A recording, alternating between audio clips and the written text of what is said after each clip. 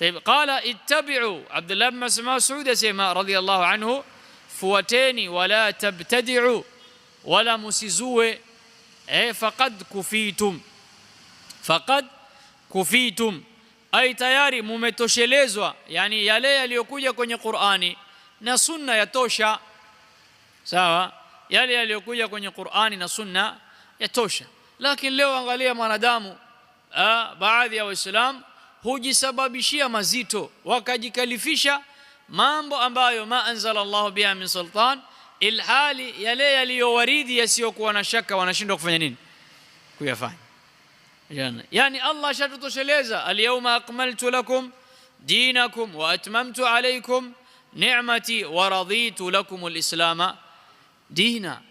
Leo hii nimeikamilisha dini yenu na nimeitimiza kwangu mimi neema yangu, neema ya Uislamu, na nimeridhia kwamba Uislamu kwenu ni ndio dini. Allah subhanahu wa ta'ala ashasema dini imekamilika, akmaltu. Sasa kilichokamilika huwa kinaongezwa tena.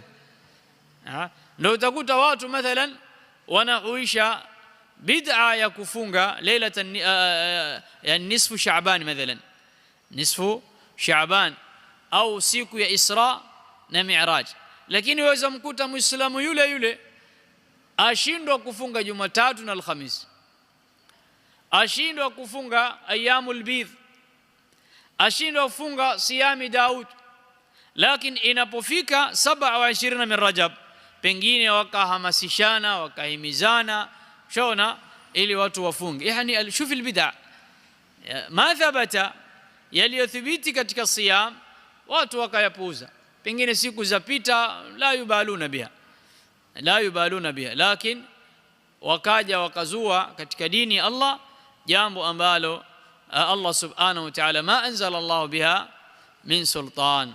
Qala ittabi'u wa la tabtadi'u, ani maneno ibn Mas'ud radiyallahu ta'ala anhu.